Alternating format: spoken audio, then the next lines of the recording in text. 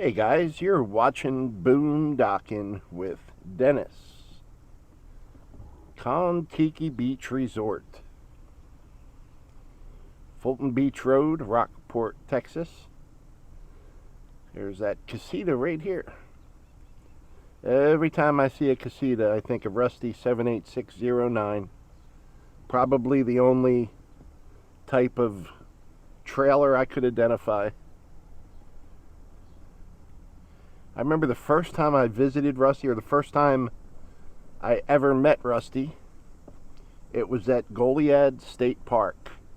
And that's ballpark an hour away from Rockport. And I drove up there to have beer 30 with him.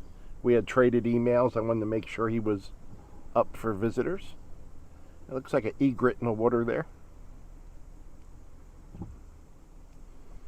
And drove up there, and the first time I saw the casita, Rusty's a tall dude. I don't know how tall Rusty is. He might be like 6'2", but he's at least 6 foot. How he fit in there, But I've seen enough of his videos when he lived in there, and yeah, he made the most of it. He had it exactly how he wanted it. I remember when he first got it. Remember swivel, swivel, swivel? For all you guys that don't know what I'm blabbering about this morning, there's a channel, Rusty78609. And a lot of you watch me because Rusty has plugged my channel and mentions me and says, hey, check out Boondocking with Dennis. And that first day he did a little video with me, showed off the Love Shack and just talked about what I was doing then, and had a real good visit. I think I brought him Blue Moon beer. And whenever I visit Rusty, I try to find Blue Moon in the aluminum screw top bottles. But I think I visited Rusty 12 times. Haven't seen him in a while. The last few times he, Rusty moves around so much. And good for him. 77 years old, and you don't know what he's doing the next day because Rusty doesn't know what he's doing the next day, He's enjoying exactly where he's at. It's the best place in the world until he thinks of a better place to go, and that happens quite a bit. I hope I have his energy when I'm 77. I wish I had his energy right now when I'm 60. There's some black-eyed Susans growing right along the water. Check out the clouds today. It is stunning. And here comes a Jeep. Let's pull over and let him go. I'm going to pull over in this driveway and hope he's not going in this driveway. He's not. Woohoo! Anything else coming? Nope. Just us. It's around 9:07 a.m. I'm not even going to say around. I'm going to say it's 9:07 a.m. Fulton Beach Road, Rockport, Texas. The heat index right now is 99. And the winds are 10 miles an hour out of the south. I don't usually have my mirror folded out, but so many people are out this morning. I want to be able to see anyone coming behind me so I can get out of the way and not block the road. Yeah, we had a good visit and a good talk, and I got to see, I had been to Goliad State Park before. I've been up there a couple times since. The old mission is there and rebuilt by the CCC, I might add. You guys know I'm a CCC fan, Civilian Conservation Corps. The old fort, the old church. They have some neat trails. Goliad's got an awesome town square. There's a excellent restaurant there called the Blue Quail. You go in there and you get yourself a bowl of jalapeno soup. It's not too spicy. I mean, a jalapeno, take the seeds out, it's not all that spicy. And it's got like a rich, buttery taste to it with just a little bit of a kick. And I have visited Rusty at Lake Corpus Christi State Park 3 days. 3 nights in a row. We met up at night and had beer 30. That's when Rusty sits out of his trailer and greets the masses. But that was a nice visit. Might be the last time I stayed in one spot for 3 days. Did some exploring during the day around the park and made videos. They have a nice, really nice CCC structure there. Kind of a building with a bit of a lookout tower.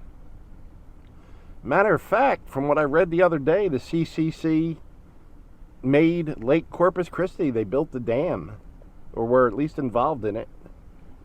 I think they built it. Man-made lake, Lake Corpus Christi. I think the locals call it Lake Mathis, which makes more sense since it's in Mathis. That wind's causing some waves today. And I went to Falcon Lake and met Rusty down there right on the Mexican border. That's about 3 hours away. I only stayed there one night. I just didn't like that place too much. I don't know why.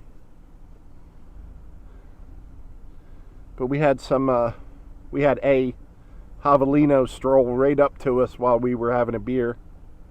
And that's in one of my videos. And I got to visit Rusty several times, 3-4 times, when he was at that trailer park in Llano, or Llano, depending on what side of the Rio Grande you were born on. That was a nice trailer park and had the city park right next to it, right on the river. And that's another awesome town. They have a nice town hall there and a neat jail.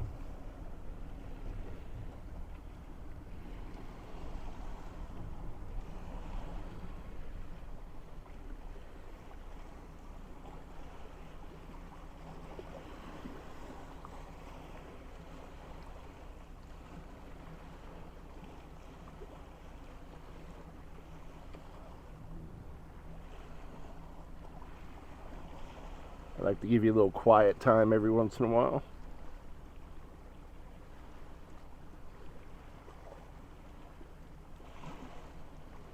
There's also a car coming I'm going to let pass me. There he comes. Thank you, lady. I appreciate that.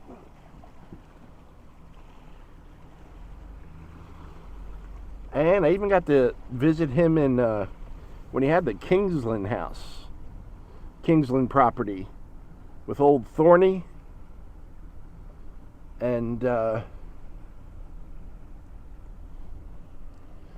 think the first time I went up there he still had the wooden deck. Then he had that concrete slab put in and the crushed stone. I think that was all after I visited him the first time. And all around, like, the first time I went to Kingsland, the first time I went to Marble Falls, the first time I went to Llano, the first time I went to Burnett, just from watching Rusty's videos, like, I didn't need a map to get around. I kind of knew where everything was, you know. The slab up there between Marble Falls and Kingsland, that is really neat. The lookout, the overlook. It was amazing.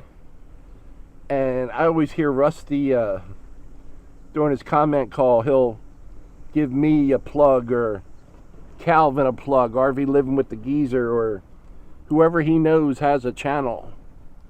And that's gotten us a lot of viewers. So, yeah.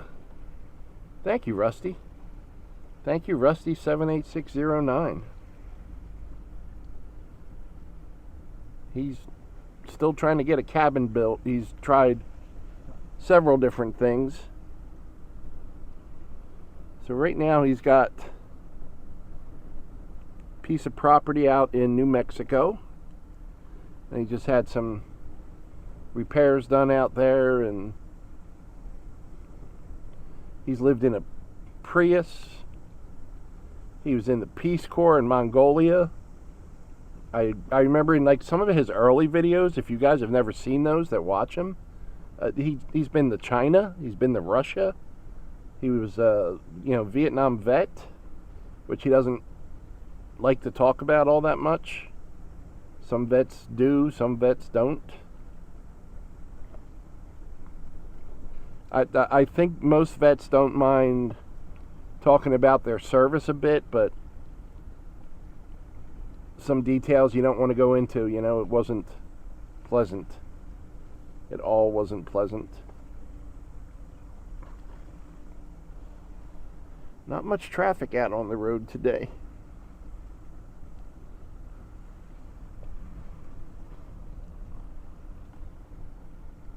Yes, someone had left a message about these piers and how the government took the money that was supposed to replace all these piers. These are not public piers. These are private piers. As far as I can think of, the public-owned piers are in great shape here. Fulton Pier was completely redone. The Rockport Pier at the beach is in excellent shape. They've added some, concrete and stone structures, jetties to help the harbor and to fish off of. There's the fishing area with the brand new boat ramp on the south side of the Causeway Bridge for boating and fishing, and all of our public stuff's in good shape. But these private piers cost a lot of money. A lot of money. And I know several of you said, yes, you can get insurance on them. I'm still waiting for someone to give me the name of that insurance company. As far as I know, which isn't very far, they don't insure piers. I bet you if they do, your premium is basically the price of replacing the pier. When I see one like this, I bet you this used to go out a lot farther. The water is pretty shallow here.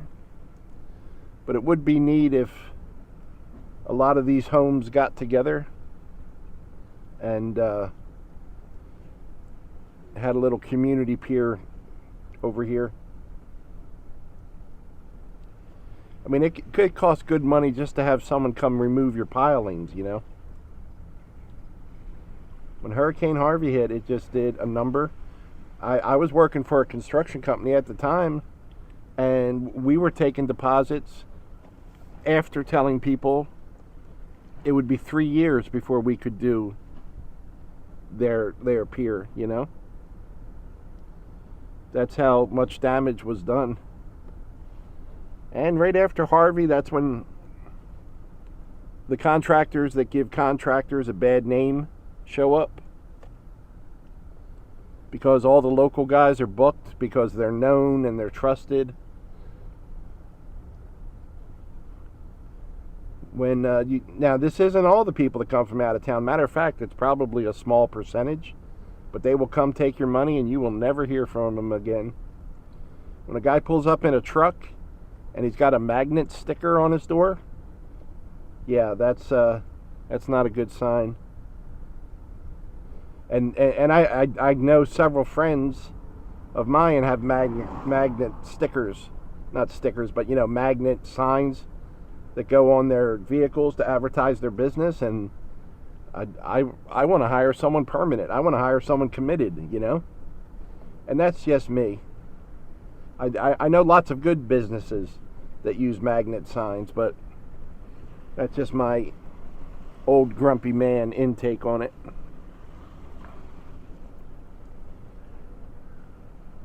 I mean, you see how far that one goes out.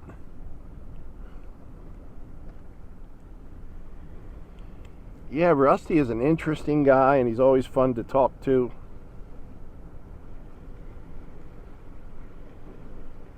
He's a real good source of, if you're looking for BLM land, that's Bureau of Land Management. Different campgrounds he stayed at. Different state parks, too. I mean, I'm curious about, the Texas state parks, how many he's been to. He's found a few free city parks, especially that one out of Lubbock. I think is it the Waylon Jennings Park outside of Lubbock? Water and electric, and it's free. That's pretty good. I've been to Lubbock, and I've been to Amarillo, and I've been to Palidoro and Caprock Canyon. But I would like to go up that area and see more. Check things out.